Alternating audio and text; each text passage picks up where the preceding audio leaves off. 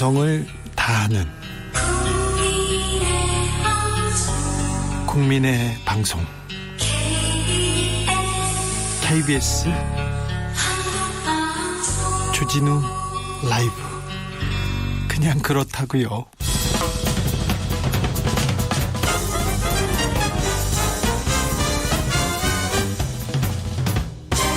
훅 인터뷰. 훅 인터뷰 이어갑니다. 윤석열 검찰총장의 말말말.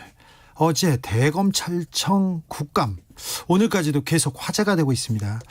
국회의원 중에서는 단연 이분이 화제가 됩니다. 국회의원 박범계. 윤석열 총장한테 똑바로 앉으라고 호통치고 그 다음에 계속해서 추궁하고요.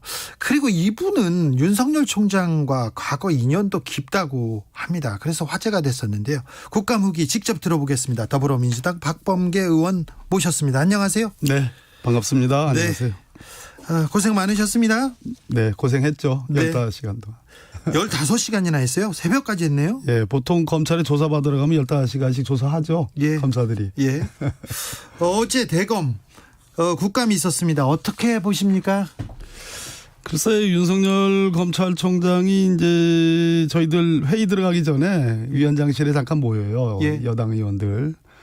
인사를 왔더라고요. 예. 그래, 인사를 와서 뭐 화기애애하게 다 인사 나누고 악수하고 그랬는데 잠깐 차 한잔 하고 갔어요. 일어났어요. 이제 회의 시작하기 전에. 네. 국감 전에요. 네. 그래서 제가 좀 세게 해도 서운해하지 말라고 뭐 이렇게 농 비슷하게 했는데 저희들도 뭐 할 만큼 참 자제하지 않고 쏟아부었고 윤석열 총장도 아주 잘 준비된 연출장을 잘 만들었다 싶어요. 저는. 잘 준비된 것처럼 보였습니까? 뭐 예를 들어서 패 죽인다 이런 표현. 네. 그건 평소 쓰는 말인지 어떤지 모르지만 평소 쓰는 말 같으면 안 되는 거죠. 예. 이국의 검찰총장이. 예. 근데 그게 비교할 것이 이제 지금 남부지검의 술접대 사건. 네. 그거 비교하면서 소병철 의원께서 예전에 검찰총장이 책임지고 그 고문치사 사건 때 네. 그런 일이 있었다. 이제 그 비유에 장제원 의원이 추가 물으니까 패 죽인 건 사건하고 어떻게 비교하느냐. 술접대 예. 사건. 그런 거. 또 뭡니까? 제가 이제 뭐 선택적 정의 이렇게 얘기하니까 글쎄 그건 준비된 발언인지 모르지만 선택적 의심?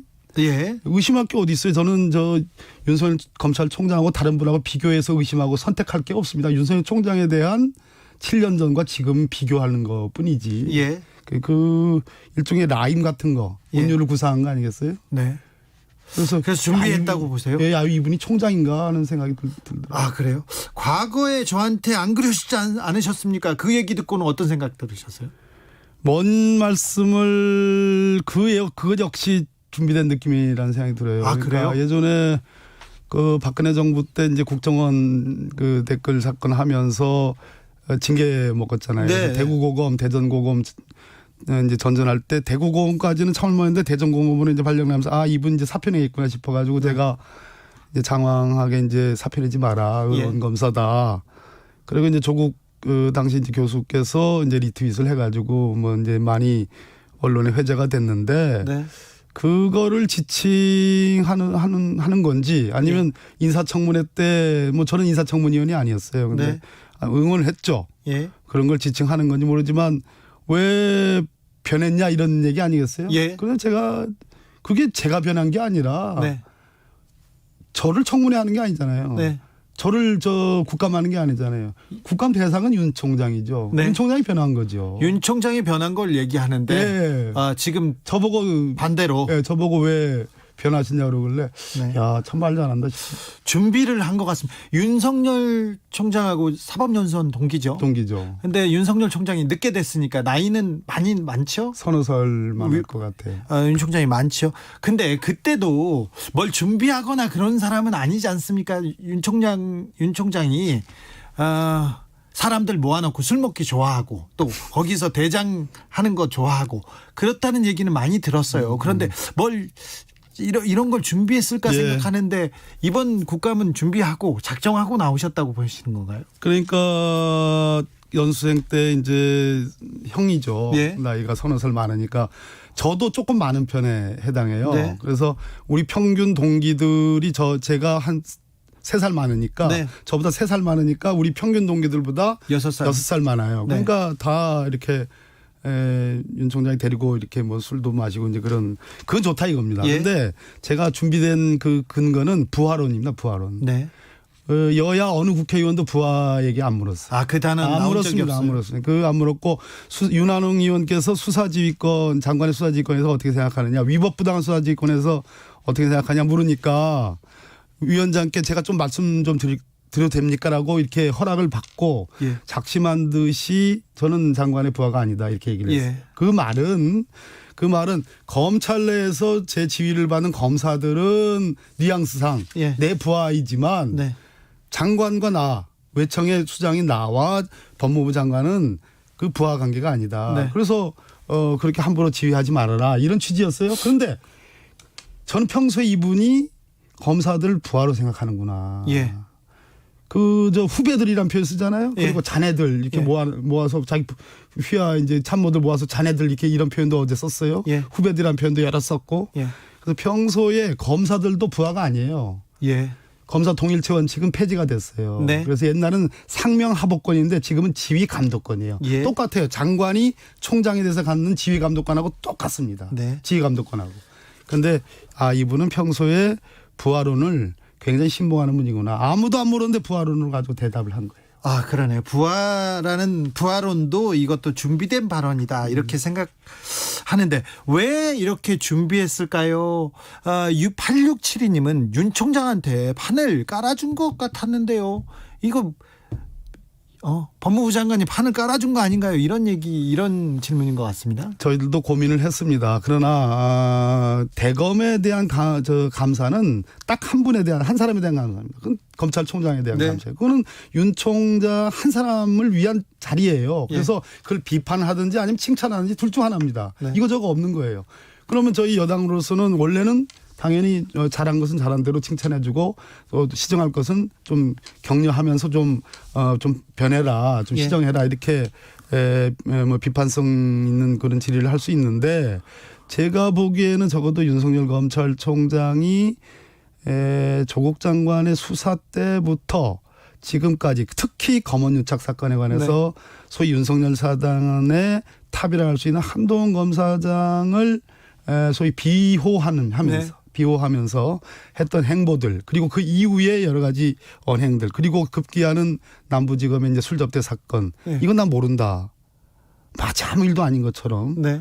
보고받지 못했다. 예. 그래서 책임이 없다라는 이 태도를 보면서 윤석열 검찰총장이 내가 생각하는 그 강단 있고 원칙 있고 상당히 의로웠던 네. 그 검사상이 점점 그 당시는 지청장 수준이었는데 네. 그 뒤에 검사장으로 중앙지검장으로 가고 그리고 검찰총장으로 가면서 생각이 바뀐 건지 아니면 원래 숨겨놓은 그러한 생각들이 드러난 건지 했는데 네. 우리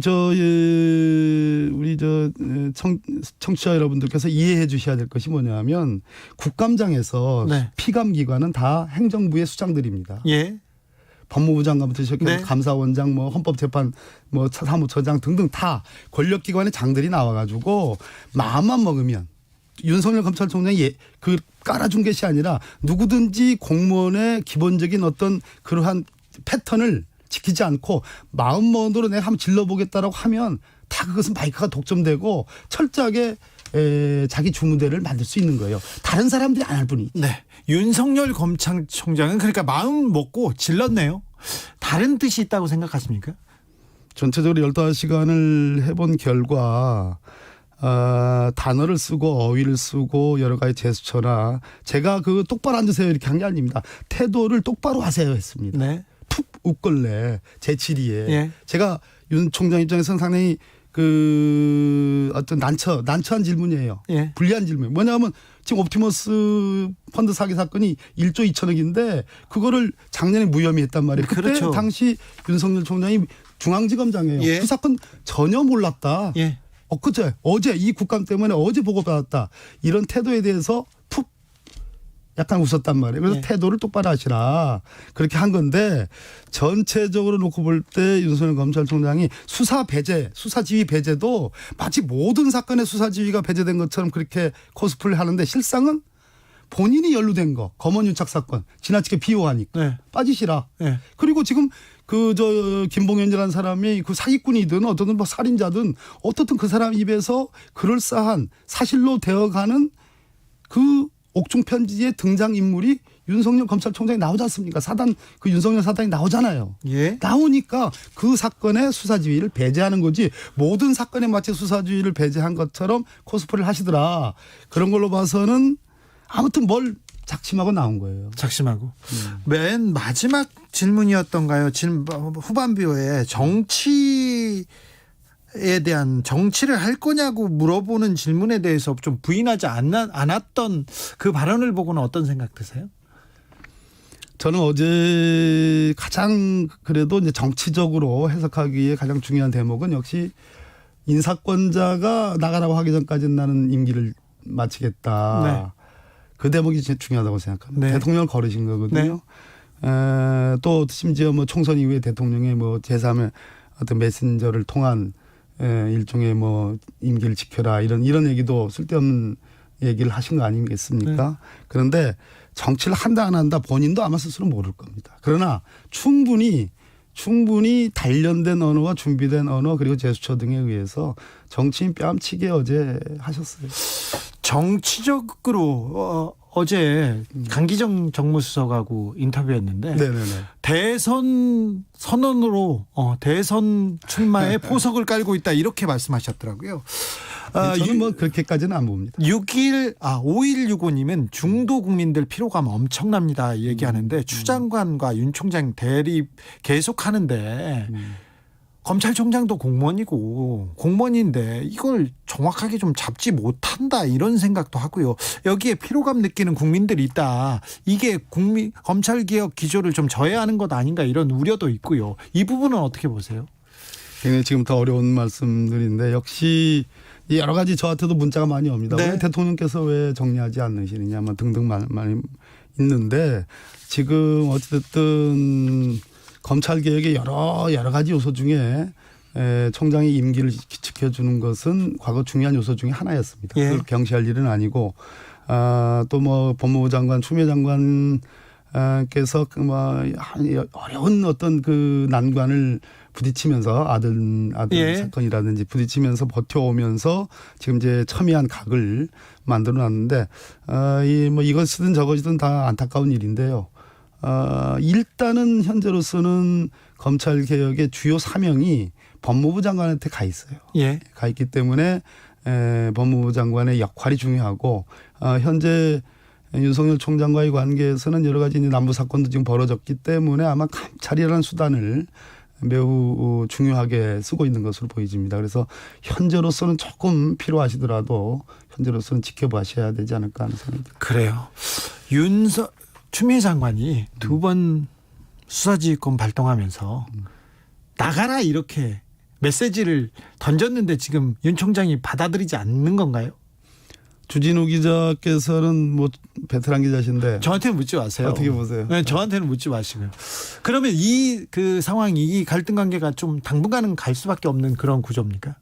이것을 정치적으로 이 검찰이라는 게 60년사의 검찰이고 네. 검찰개혁이라는 게 수십 년 묵은 과제고 어느 대통령이나 심지어 야당 지도자까지도 또 온 국민의 관심사인 과제인데 하루아침에 그렇게 개혁되지 않습니다. 네. 지금 하고자 하는 것은 일종의 눈에 보이는 제도 개혁이 아니고 이미 그거는 상당 부분 지금 진행이 되고 있고 조직 문화를 바꾸는 거거든요. 특히 1인 지배하의 이 검찰 총수 총장을 중심으로 한 일사불란한 지휘체계, 질서체계의 그 검찰 조직 문화를 바꾸는 것이기 때문에 조금 보시기에 피로감 불편하시더라도 이 부분은 법적으로 저는 정리가 돼야 된다고 봅니다.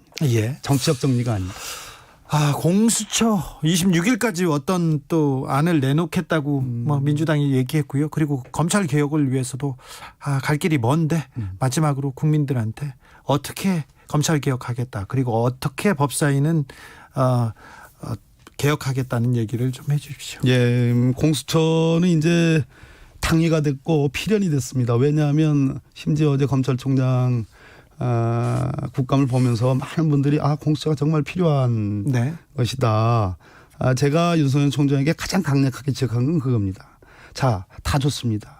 지휘권이 어떻다 저렇다 다 해석하기 할 수 있습니다. 그런데 지휘권 그거 수명하지 않았습니까? 즉 받아들이지 않았습니까? 네. 일선청에도 아마 받아들인 대로 아마 지시한 것 같은 저는 그렇게 알고 있는데 중요한 것은 그 한동훈이라는 자기 측근 사단 그 자기 다음에 이제 우두머리 아니겠어요? 한동훈 박찬호 검사장 네. 이런 분들 아닙니까? 근데 한동훈의 검언 유착 사건을 비역해서 전국의 고검장 검사장들을 다 일거에 소집해서 마치 그냥 무슨 집단으로 저항하죠. 그래서 네. 실제로 성명까지 냈습니다. 입장을 예. 통일문을. 그 점을 제일 크게 심각하게 보는 거거든요. 그렇기 때문에 이것은 검찰에 대한 최종적인 개혁의 완결은 역시 공수처밖에 없는 것이고 그러기 위해서는 저는 반드시 11월 중에 만약에 또 뭐 이상한 지금 아주 계약된 공수처도 아니고 흐물흐물해진 그런 공수처 대안을 지금 국민의힘 쪽에서 냈는데 어쨌든 11월 중에 저희 대안들을 통과시켜 가지고 반드시 공수처장 후보 추천해서 명년에는 공수처가 번듯하게 출범을 해야 된다고 생각을 합니다. 여기까지 듣겠습니다. 지금까지 더불어민주당 박범계 의원이었습니다. 감사합니다. 네, 고맙습니다. 라디오 정보센터 다녀오겠습니다. 조진주 씨. 코스피가 전일보다 소폭 올라 2360선에서 상승 마감했습니다. 원달러 환율은 1132.9원으로 어제와 같았습니다. 국내 코로나19 신규 확진자가 155명 발생해 이틀 연속 세 자릿수를 기록한 가운데 요양시설에서 집단 감염이 이어지고 있습니다. 경기 남양주시 행복회 요양원 관련 누적 확진자가 35명, 군포시 남천병원과 안양시 어르신세상 주간보호센터와 관련한 누적 확진자가 34명, 경기 광주시 SRC 재활병원 관련 누적 확진자는 모두 124명이 됐습니다. 정부가 이달 말 예정된 사회적 거리두기 단계 개편과 관련해 집합 금지나 영업 중단 등과 같은 강제적 조치는 최소화할 방침이라고 밝혔습니다. 국회 첫 국정감사가 마무리 단계에 접어든 가운데 금융위원회, 금융감독원에 대한 국회 정무위원회 종합감사에서는 라임 옵티머스 사태에 대한 금융당국의 책임을 묻는 질의가 집중됐습니다. 김현미 국토교통부 장관이 전세난 해결을 위해 월세 세액공제를 확대하는 방안을 기획재정부와 논의하겠다고 밝혔습니다. 전세 낀 집을 매매할 때 기존 세입자가 계약 갱신 청구권을 행사했는지를 기재하게 하는 내용의 임대차 계약서 개정안이 나왔습니다. 환경부와 국토교통부, 행정안전부는 지난달 출범한 댐관리조사위원회를 지역 주민들이 참여하는 댐 하류 수해 원인 조사협의회로 확대 개편한다고 밝혔습니다. 지금까지 라디오 정보센터 뉴스였습니다.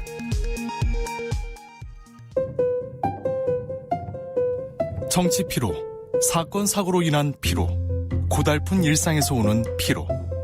오늘 시사하셨습니까? 경험해보세요. 들은 날과 안 들은 날의 차이. 여러분의 피로를 날려줄 저녁 한 끼 시사. 추진우 라이브.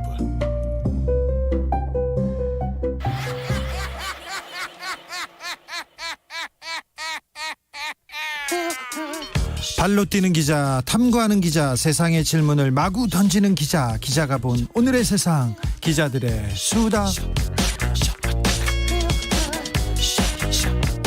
라이브 기자실을 찾은 오늘의 기자는 미디어 오늘 정철훈 기자입니다. 안녕하세요. 네, 안녕하세요. 어제 국감 어떻게 보셨어요? 재밌게 봤습니다. 네. 재밌게는 다 봤어요. 다 재밌게 봤어요. 검찰에서는 서초동에서는 분명히 식물총장이었는데 국회에 오자마자 동물총장이 돼가지고 재밌게 네. 봤습니다. 다 국민들이. 네. 그런데요. 저는 아무래도 여기에 좀 주목할 수밖에 없었는데 네. 방금 왔다 가셨죠. 박범계 의원께서 이 삼성 바이오로직스 분식회계 의혹 사건이 배당된 뒤에 중앙일보 사주를 만났냐. 네. 이렇게 윤석열 총장에게 질의를 했죠. 어제. 네. 누구를 만났는지 확인해드리기 어렵다. 부적절하게 처신한 적 없다 이렇게 대답을 안 예, 하셨어요? 예, 피해 가셨고 그다음에 박주민 민주당 의원도 조선일보 방상훈 사장을 만났냐 이렇게 물었는데 윤 총장이 상대 동의가 없으면 누구를 만났다는 사실을 말씀드리기 어렵다 이렇게 답변을 거부했죠. 답변을 거부했습니다. 얘기를 안 하고 피했는데 예. 이 부분을 언론은 어떻게 다뤘습니까? 일단 그 오늘자 지면을 보면 네. 이 윤석열 총장 발언이 거의 뭐 대서특필이 됐죠. 예, 어디나 뭐 윤석열 예. 일면 네. 톱을 다 윤석열 예. 총장이 네, 맞습니다. 뭐 장식했어요. 조선일보나 중앙일보도 마찬가지였는데 모든 신문에서요. 예, 근데 이 오늘자 지면에서 요 대목 방금 말씀드렸던 이 사주를 만났느냐 요 대목은 조선과 중앙의 지면에는 없었습니다. 동화는 했습니까? 동화도 제가 확인한 바로는 없었습니다. 그러니까 예, 한겨레는 있었던 당사자들은 것 전혀 같은데. 얘기 안 했군요. 예, 그러니까 아까 이제 뭐 서로 언성을 높이고 뭐 왜 뭐 선택적 정의 뭐 이런 얘기가 나온 계기가 사실 이 사주를 만났냐 요 질문에서부터 출발했던 건데 네. 정작 그 질문 내용은 지면에 없어서 그러게요. 네.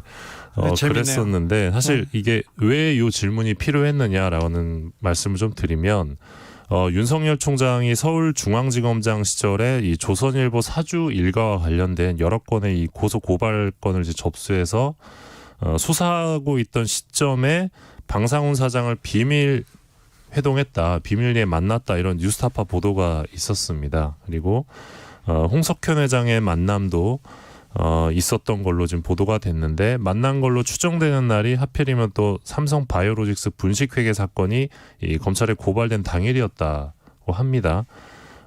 이게 뭐 만났다는 것보다는 사실 만나서 무슨 이야기를 나눴느냐가 되게 중요할 수 있는데 윤 총장이 이 질문에 대해서 제대로 답을 못하게 된다면 이 검찰의 수사 공정성이 의심받을 수밖에 없거든요. 그래서 못하게 된 게 아니라 대답을 피했어요. 예. 그래서 이 질문이 좀 중요했다고 보고 저는 이제 어제 이 부분에 좀 주목을 했었는데 네, 예상대로 답은 하지 않으셨습니다. 자, 조선일보가 국감에서 또 화제입니다. 월성 1호기 원전 감사 결과에 대해서 이 과방이 국감에서 왜 조선일보가 주인공이 되는 거죠?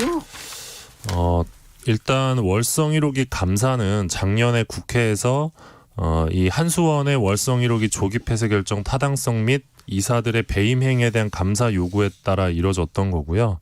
20일에 이제 감사 결과가 발표가 됐죠. 네. 그래서 이제 보면 월성 1호기 폐쇄 결정이 잘못됐다는 판단은 없었습니다. 감사 결과에서. 예. 그런데 또 정치권이 공방이 있었는데 이 모든 중심에 또 조선일보가 있었던 것 같습니다. 네. 왜냐하면 일단 월성 1호기 영구 폐쇄가 결정된 다음 날이 이제 작년 크리스마스 날이었거든요. 예.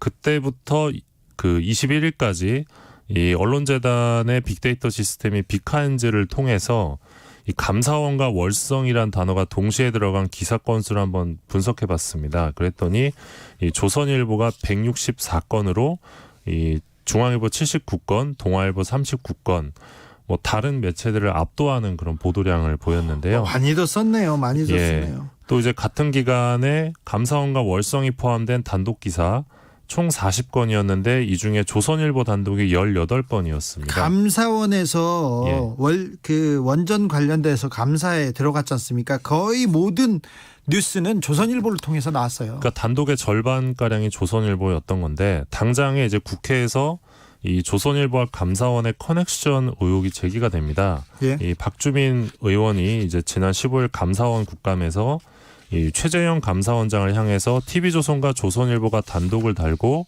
감사원의 월성 1호기 가동 중단 관련 감사 보도를 엄청나게 쏟아내고 있다.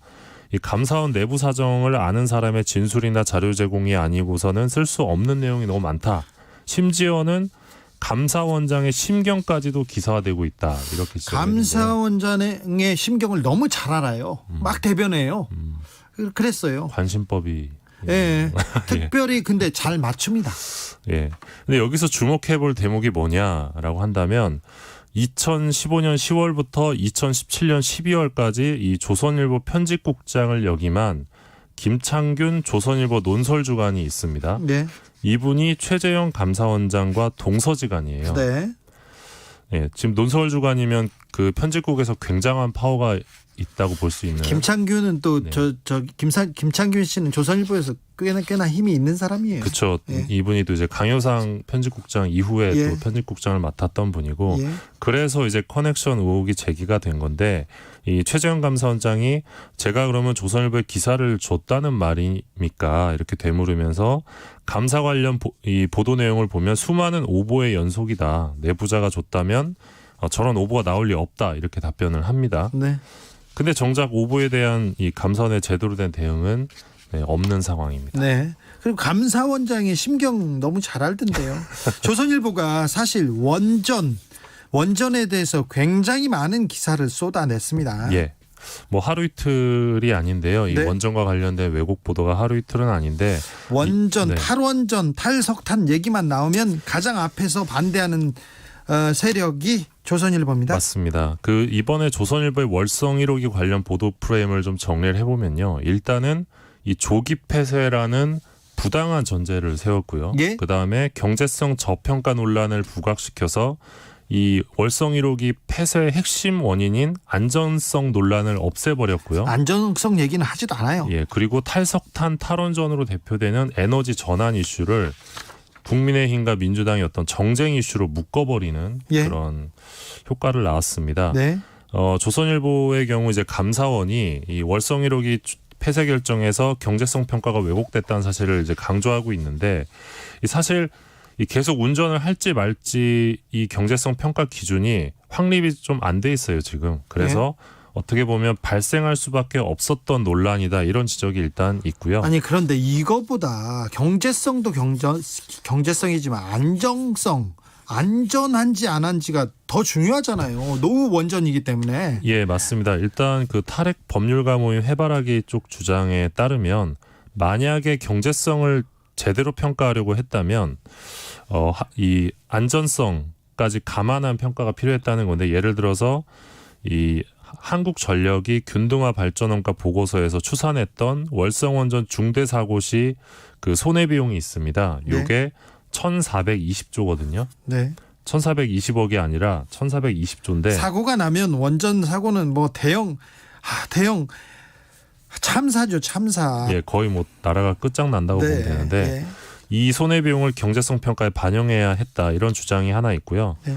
그리고 진 회장께서 말씀하신 것처럼 이 조선일보가 주도한 월성 1호기 경제성 프레임의 경우는 감사 대상에서 이 안전성을 제외한 대목을 은폐하는 효과를 낳았습니다. 예? 이 월성 1호기가 1983년에 생겼는데 이 내진 설계가 국내 최저 수준이었고요. 또 월성과 멀지 않은 경주 지역에서 대규모 지진이 있었죠. 예. 네, 그리고 노후 원전인 탓에 이 86년 체르노빌 사고 이후 강화된 안전 기준이 적용되지도 않았었는데요. 이 부분이 이 조선일보가 강조했던 경제성 논란에 묻혀버립니다. 그러니까 감사원이 월성 1호기가 안전한데도 조기 폐쇄해서 경제적으로 손실이다 이런 어떻게 보면 정치적인 프레임을 가지고 감사했다는 비판이 이 조선일보를 비롯한 친원전 언론사들의 보도에 가려진 건데요. 네. 이 감사원이 안전성을 감사 대상에서 제외한 것은 월성 1호기 안전성에 대한 감사를 하게 되면 이 폐쇄가 타당했다는 결론이 나올 수밖에 없기 때문이었다. 이런 지적도 있는 상황입니다. 안전성을 감사 대상에서 제외했답니다. 네네. 감사원에서. 네. 이거 자체가 정치적으로 굉장히 좀 편향적인 감사라는 비판을 받을 수밖에 없어요. 그리고 최재형 그렇습니다. 감사원장께서 41%의 지지받은 정권에서 무슨 그런 얘기를 하는 것 자체가 정치적으로 논란에 휘말릴 수밖에 없는데 본인이 좀 자초한 측면이 있어요. 예, 맞습니다. 아무튼 조선일보에서 계속해서 친원전 언론의 역할을 했습니다. 예, 이러면서 정작 이 월성 1호기 수명 연장의 불법성이 완전히 묻혀버렸는데요. 네. 이 월성 1호기는 이미 2012년에 운영 허가 기간이 만료됐습니다. 예. 2015년에 이제 수명 연장이 됐는데 이게 불법이었다라는 게 2017년 2월 박근혜 정부 시절 서울행정법원이 인정을 합니다. 박근혜 정부에서 이게 네. 결정을 내린 거예요. 예.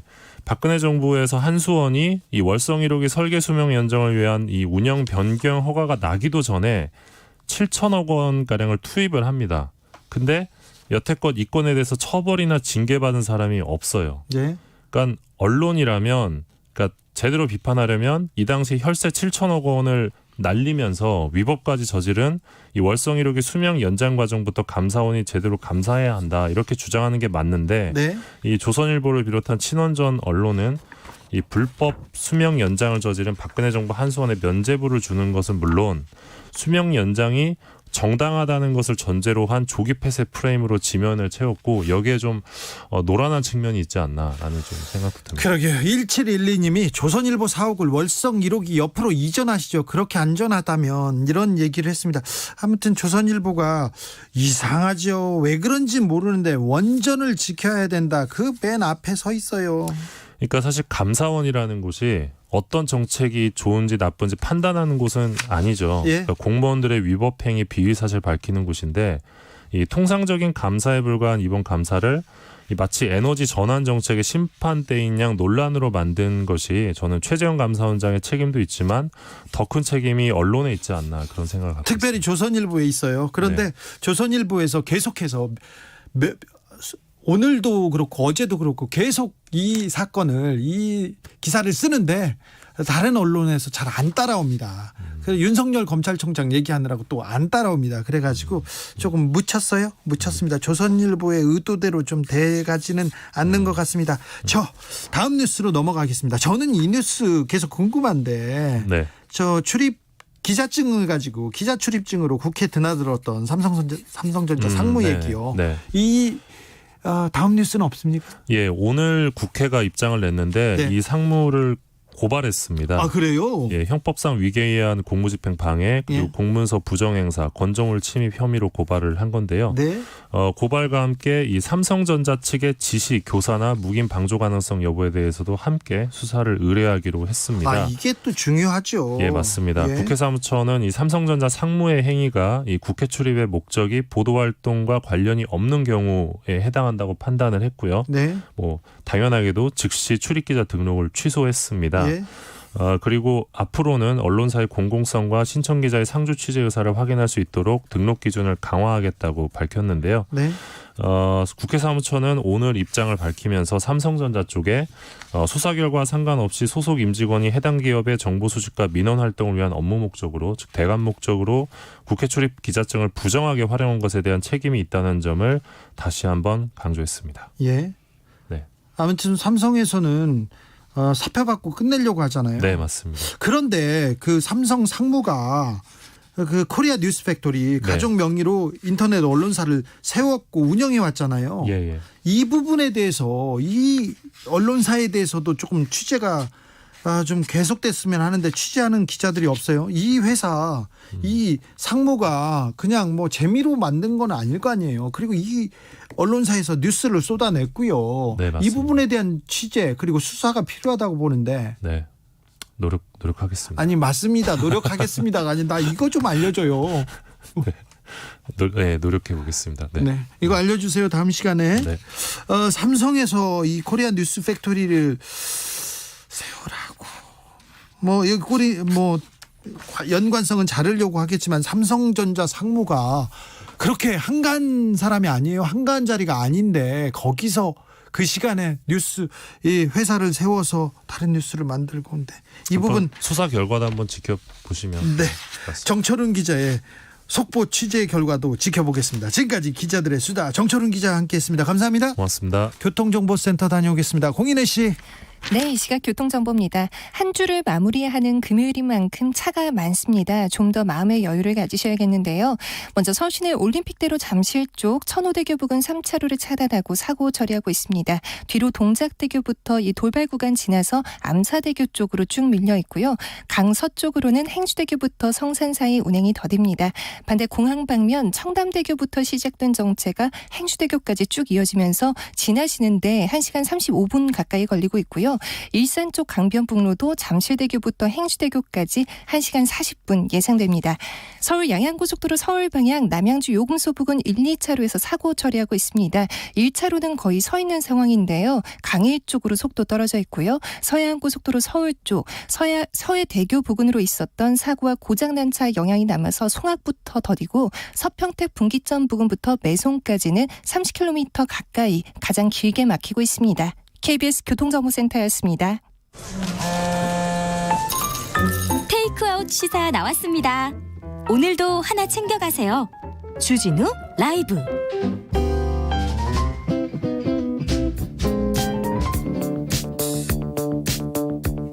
대한민국 정치의 새로운 100년을 준비한다. 21세기형 국회 싱크탱크 정치연구소 영앤영. 21대 국회에 보내는 뜨거운 비대면 정치 컨설팅. 이번 주 한 주 뜨겁게 분석해 보겠습니다. 데이터면 데이터, 촉이면 촉, 뭐든 가져와라. 다 분석해주마. 여의도 정치 컨설팅계 대부입니다. 핫합니다. 박시영 윈즈코리아 컨설팅 대표. 안녕하세요. 네, 반갑습니다. 박시영입니다. 우리 촉 최영일 평론가는 개인 사정이 있어서 오늘은 어려울 것 같습니다. 자, 네. 그래도 뭐 박시영이야, 나 혼자면 돼, 이렇게 배를 딱 내밀고 네. 나오셨습니다. 오늘 데이터와 촉 동시에 다 네. 분석해 주십시오. 네, 알겠습니다. 네, 뭐 부담이 없죠? 네, 시간도 얼마 안 되는. 아, 그래요? 자, 어제 국정감사, 네, 뜨겁습니다. 오늘까지 뜨거운데, 윤석열 총장의 발언, 네. 방금 전에 박범계 의원이 다녀가셨는데, 네. 의도된, 준비된 발언이다.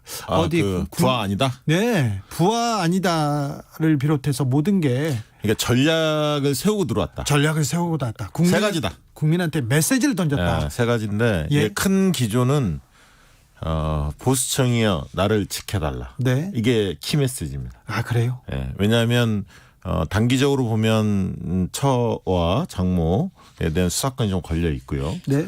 그다음에 이제 장기적으로는 어쨌든 국민께 봉사할 기회의 예. 부분에 대해서 열어놓았거든요. 국민께 봉사할 기회. 이거 정치하는 사람들이, 정치에 나가겠다는 사람들이 그런 얘기하잖아요. 그렇습니다. 대선으로 가는 길 여지를 좀 뒀죠. 그렇죠. 그러면서 보수층들이 아마 어제 이제 윤 총장의 모습을 보면서 굉장히 환호했을 겁니다. 살아있는 권력과 맞서 싸우고 추장관하고 맞서 싸우고 이런 이미지를 보여줬거든요. 예. 근데 저는 이제 세 가지 전략을 갖고 왔다고 보는 이유는 첫 번째는 추장관한테 과감히 들이받는다. 네. 그래서 이제 그 검찰 식구들의 어떤 자존심을 세워주면서 할 말을 한다. 이런 이미지, 할 말을 한다. 이 이미지를 굳혔고요. 두 번째는 자신한테 불리한 내용에 대해서는 철저히 함구한다. 네. 모르쇠 전략을 구사하자. 예. 그래서 책임 추궁이 상당히 많았는데 아무 말 하지 않았습니다. 네. 세 번째는 본인의 답변 시간을 충분히 활용해서 시간 제한이 없지 않습니까? 답변자는. 예. 그렇기 때문에 길게 이야기하면서 본인이 주도권을 가진 예. 어떤 느낌으로 비춰질 수 있도록 그런 전략을 구사했는데 이 전략이 어느 정도는 통했어요. 근데 다만 이 사람들이 볼 때는 내용도 내용이지만 태도를 보는데 태도의 문제가 상당히 심각했다. 네. 굉장히 좀 오만한 이런 느낌이 들었고요. 좀 뭐랄까요.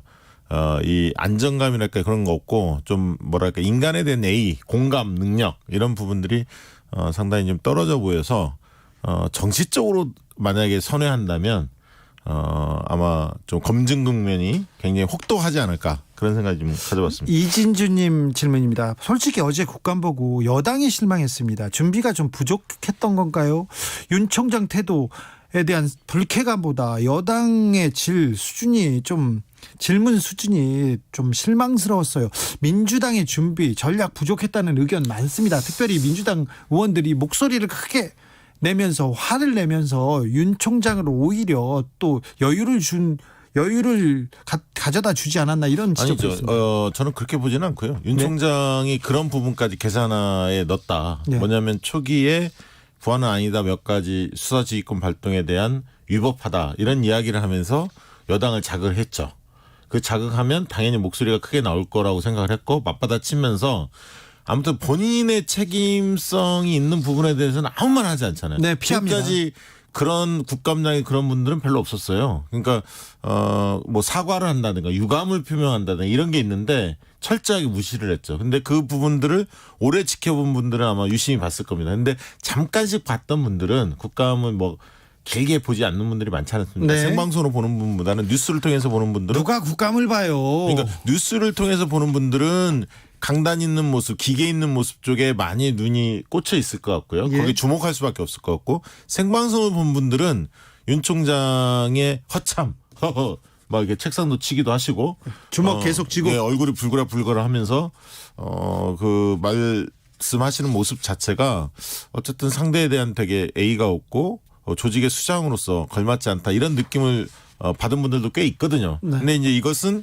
워낙 검찰 이슈는 진영 간의 갈등이 워낙 커서 바라보는 시각차가 극명했을 겁니다. 그러니까 보수층 같은 경우는 굉장히 화나했을 것 같고 진보층 또 일각에서도 윤석열 총장의 민낯이 거의 드러났다. 수준과 태도가 이렇게 각자 생각하는 입장차가 굉장히 다르지 않을까 싶습니다. 어제 강기정 전 정무수석이 주진우 라이브에서 윤석열 대권 도전에 포석을 깔고 있다 얘기했고요. 네. 그런데 이 부분에 대해서 국민의힘이 기뻐할 일만은 아니에요. 그럼요. 왜냐하면 윤석열 아마 총장에 대한 기대감이 더 커졌을 텐데요. 네. 보수층에서. 그러면 이제 지지율이 좀 올라가지 않겠습니까? 윤석열 총장에 대한 지지율은 올라가는데 다른 사람 죽을 쓰죠. 그럼 또 다른 사람들은 또 1%였는데 1% 밑으로 또 떨어질 거 아니에요. 네, 치고 나갈 공간이 확보가 안 되니까 네. 상당 기간에 어쨌든 윤석열 총장이 내가 대선 절대 안 나간다. 네. 정치 절대 안 한다. 뭐 예를 들면 그 총장 임기 마친 다음에 뭐 봉사활동을 하겠다. 뭐 이런 식의 천명하지 않는 이상 상당 기간에 어쨌든 윤석열 총장의 주가가 오를 것 같고요. 그러다 보면 나머지 잠룡들한테 정치적 타격이 굉장히 클 것 같습니다. 추미애 장관이 너무 때려서 어쩔 수 없이 그 대권을 선택할 수밖에 없다. 정치의 길을 선택할 수밖에 없다. 이러면서 그쪽으로 이렇게 방향을 좀 선회한 건 아닌가요? 그럴 가능성이 있죠. 네. 지금 보면 그 가능성이 있고 윤석열 총장이 만에 하나 7월 달에 임기를 마치고 정치권에 들어와서 대선 후보로 길을 간다면 여당도 굉장히 맞춤형 후보를 내야 하지 않겠습니까? 여당의 경선 판도도 달라질 수밖에 없습니다. 그래요? 왜냐하면 윤석열과 각이 서는 사람들이 부각될 가능성이 있죠. 윤석열과 각이 서는 사람은 누굽니까? 그것은 청기누설이다. 청기누설이라니요. 네, 그거는 조금 시간이 지난 다음에 조금 있어야 되겠지만 그래도 각이 선 이낙연 대 윤석열이라 이재명 대 윤석열이라 유시민 대 윤석열이라 그런데 윤석열 검찰총장이 네. 야권의 대선 주자가 될 수 있을까요? 이명박 박근혜를 잡은 사람인데요. 아니 지금은 물론 그것은 서울시장 선거와 연동돼 있습니다. 무슨 얘기냐면 서울시장 선거에서 만약에 국민의힘이 지고 민주당이 만약에 서울시장 선거에 승리한다면 네. 지금의 국민의힘에서 위기의식이 더 커지겠죠. 네. 그러면 누구든 좋다. 민주당 꺾고 정권을 창출할 수 있는 후보라면 네. 쌍수를 들고 환영할 겁니다. 네.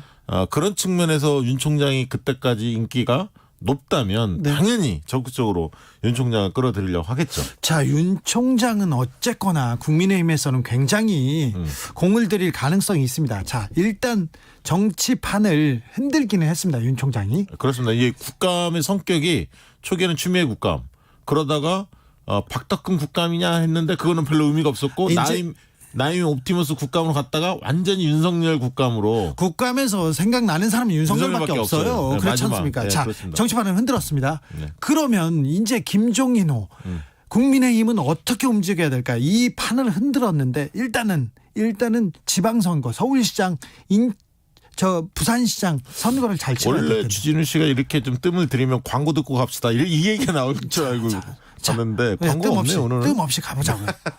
네. 서울시장 부분에 있어서 주목해야 할 대목은 뭐냐면 오늘 오세훈 시장이 어제 대권 출마 선언을 하지 않았습니까? 오세훈 시장이 왜 뜬금없이 왜 뜬금없긴 왜 뜬금없어요. 네. 원희룡 지사가 얼마 전에 대권 출마를 시사했기 때문에 본인이 이어받아서 했는데 중요한 것은 국민의힘 내부에서는 오 전 시장을 서울시장 카드로도 만지작거렸거든요. 네. 고민을 했습니다. 예. 대중적인 지명도가 있기 때문에. 그래서 오세훈 안철수 이런 분들이 상대적으로는 존재감이 좀 있지 않습니까? 대선 후보급 아닙니까? 그러다 보니까 고민을 했는데 오세훈 전 시장이 대선 나가겠다. 분명히 입장을 선언했어요. 오세훈 전 시장이 네. 그러니까 이제 서울시장 안 나오겠다는 입장을 굳힌 거고요. 두 번째 더 중요한 거는 오자 연대를 제안했습니다. 홍준표, 안철수, 오세훈, 원희룡 그리고 유승민 5명이 모여서 회의를 하자. 연대에서 죄송한데 네. 오세훈 전 시장 얘기를 우리가 여기서 다룰 이게 중요한 내용입니다. 무슨 얘기냐면 중요하다고요? 왜 제가 나 이걸 중요하다고 하는 사람 처음 봤네. 이게 왜 중요하냐면요. 예? 오자연대에 대해서 과연 안철수 대표가 어떤 입장을 취할지가 중요하다는 얘기. 안철수 대표가 오자연대 환영한다 이렇게 말한다면 이게 바꿔줍니까? 말한다면 그 무슨 얘기냐면 네. 안철수 또한 서울시장과 대선을 저울질할 텐데 네. 그러면 대선으로 간다는 얘기죠. 아니 서울시장 출마 안 한다고 안철수 대표가 인터뷰에다 빵빵 찍었어요. 근데 정치는 생물이기 때문에 대선 가능성이 없으면 서울시장으로 유턴할 수 있거든요. 네. 그런데 만약에 오자연대 틀이 만들어져서 네이스를 그런 어떤 캠페인들을 해나간다면 거기서 서울시장으로 백하기는 상당히 힘들죠. 그렇습니까? 아니 금태섭은 왜 말 안 해주는 거예요? 금태섭 서운하다고 얘기하겠네요. 금태섭이 서울시장 깜입니까? 그건 아직 모르겠습니다. 솔직히. 아니 금태섭 아직 지지도나 이런 게 안 나왔기 때문에 아유, 섣불리 얘기는 못 하겠고 다만 그렇죠. 오자연대에서 가장 박수치고 환영할 사람이 누구냐? 네. 바로 홍준표. 그렇죠. 왜 요즘에 좀 잘 안 보이셨잖아요. 안 끼워주잖아요. 네, 근데 오세훈이 불러줬어? 네. 아이 땡큐죠. 감사하죠. 그냥 가만히 누워있다 우리 집에 서들어왔네 이렇게 네. 얘기하죠. 그런 측면에서 오세훈 전 시장이 나름대로는 그 고민해서 내놓은 결과가 아닌가 생각이 듭니다. 본인이 또 주도권을 잡는다는 이미지도 줄 수 있으니까 본인으로서는 좋은 제안이죠. 처음으로 제안을 했는데 네. 좀 당에서는 별로 신경 쓰시는 것 근데 같지는 5분 않아요. 중에 한 2분이라도 응답을 해야 하는데 아직 응답이 좀 지켜봐야 할 것 같습니다. 5165님께서 멤버가 좀 힘들어 보이시는데 새누리 오영재라고 불러야 하나요? 이게 참 운때가 중요한데 정치인은 오세훈 시장이 이런 얘기 했으면 좀 부각이 돼야 하는데 윤석열 국감이 되면서 완전히 묻혔습니다. 그러니까요. 네. 이 기사 써주는 것도 좀 네. 그래요. 오세훈 서울시장 시절에 네. 이명박 박근혜 그 다음에 누군가 차기 후보가 없었잖아요. 네. 그때 오세훈 시장이 아주 결단을 내렸지 않습니까? 그때 인기가 좋았죠. 그렇죠. 네. 그래서 던지고 나갔는데 잘 안 됐어요. 네. 그래서 좀 그 뒤에도 총선 때도 굉장히 유리했는데 정세균 총리한테 그러니까요. 그냥 그리고 이번에도 이제 마지막 기회였는데 네. 고민정 후보한테 아슬아슬하게 일단 서울시장이고 대권이고 고민정부터 이기고 나와야지 무슨 또 그래도 오세훈 전 시장을 또 좋아하는 분들도 나름 있기 때문에 네. 가능성이 봉쇄됐다. 저는 그렇게 박한 얘기는 안 합니다. 아 그래요? 네. 하이드님이요. 왜 손학규 전 대표 얘기 안 해요? 거기 연락했나요? 물어보는데요. 네. 아직 정계 은퇴를 선언한 것 같지는 않습니다. 황교안 전 대표는요? 어렵다고 해야죠. 황교안 전 대표가 그런데 네.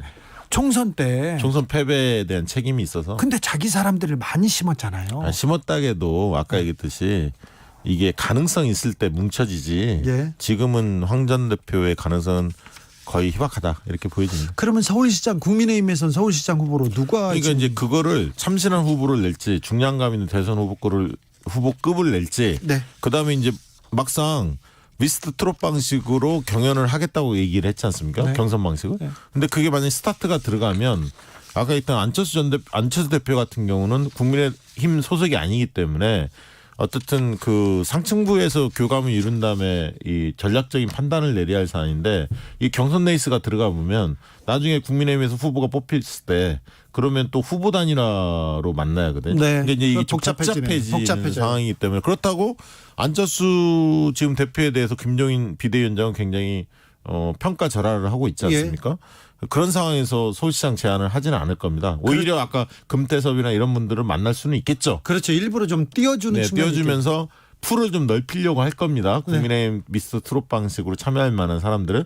근데 이제 국민의힘 입장에서는 서울에 호남 유권자가 많으니까 호남 쪽 어떻게 흔들 거냐, 청년들을 어떻게 흔들 거냐, 특히 강북 지역을 어떻게 흔들 거냐 이런 어떤 전략 속에서 중량감이 아주 강한 후보가 아니더라도 지역별로 좀 알려진 인물들을 중심으로 뭔가 네이스를 좀 밟다 보면 그런 인근 지역들이 좀 흔들리지 않겠냐, 국민의힘 쪽으로 유리하게 오지 않겠느냐 해서 경선을 뭔가 띄워보겠다. 흥행을 띄워보겠다 이런 전략인 것 같습니다. 지금 여의도 옆에서도 북적북적하는 사람들이 있는데요. 특별히 마포를 기반으로 움직이고 있는 분이 있어요. 무대 김무성. 이분이 이름이 마포포럼이라 그런 거죠. 그렇죠. 왔다 갔다는 하는데 늘 왔다 갔다 하셨죠. 늘 왔다 갔다 하고 요새는 기사도 막 써줘요. 몇몇 기자들만. 원래 저기 오랜 정치적 관록이 있기 때문에 네. 언론인들 뭐 이런 분들하고도 친하고 네. 그분이 또 조선일보하고도 또 특수관계가 있지 않습니까? 그렇죠. 그럼 뭐 언론 환경이 나쁘다고 볼 수는 없겠죠. 그래서 근데 김무성 전 대표는 어떤 생각을 하고 있을까요? 본인은 늘 킹메이커 생각을 하고 있죠. 이번에는 근데 부산시장에도 마음을 두고 있습니다. 그거 배제하지 않죠. 그런 것 같아요. 이번에 배제하지 않습니다. 네. 왜냐하면 지금 김종인 비대위원장이 그런 얘기를 해서 논란이 됐는데 독일의 함부르크항 그 함부르크항을 스마트항으로 바꿨다. 그런 듯이 부산이 지금 어려운데 부산 미래 비전을 갖춘 후보가 좀 나섰으면 좋겠는데 지금 국민의힘에서 거론되는 사람들은 좀 그런 뭐랄까 싹이 안 보인다. 네. 이런 식으로 평가절하를 했거든요. 계속 그러면 싹을 자르고 다니면서 나는 어떤가 이렇게. 그러니까 본인이 점지하겠다는 얘기입니다. 그 얘기는 본인이 기준선을 계속 잡아가고 있거든요. 예를 들어 서울시장 어떠한 능력을 갖춰야 한다라고 해서 그 능력에 안 맞는 사람은 제끼고 누를 건들지는 않지만 실질적으로는 본인이 개입해서 뭔가 만들려고 하는 그런 욕심이 좀 느껴집니다. 그래요.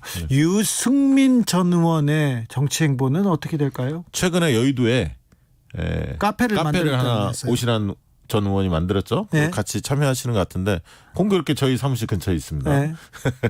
그런데 유승민 전 의원도 지금 그 책을 낸다는 거 아닙니까? 네. 책을 내면서 아마 이제 목소리를 본격적으로 내는 것 같아요. 근데 얼마 전에 목소리를 냈는데 이재명 지사가 맞받아쳤어요. 네. 그러니까 문재인 정부에 대한 경제에 대해서 네. 추상적인 비판만 할 게 아니라 건설적인 대안을 내놔라. 네. 당신이 경제학을 전공했으니 네. 이러면서 이제 조목조목 이 지사가 좀 반박을 했는데 그 다음에 유승민 전 의원이 어떤 입장을 낼지도 좀 관심사입니다. 유승민 전 의원이 얘기를 해도 어디서 받아들여지지 않습니다. 그래서 중량감 계속 힘이 빠지고 있는 것 같은 느낌도 듭니다. 근데 유승민 전 의원의 지지율이 사실 옛날 같지는 않죠. 네. 많이 그 뭐랄까요 힘이 좀 빠진 건 분명한 사실인데요. 옛날도 뭐 그렇게 높진 않았잖아요. 아니 그래도 박근혜 대통령하고 맞설 때 그때는 좀 있었죠. 그때 이제 존재감이 최고로 그때 최고로 있었죠. 최고로 있었죠. 네, 박근혜 정부의 때 최고로 있었죠. 예, 근데 이제 유승민 전 의원의 과제는 어쨌든 대구 출신인데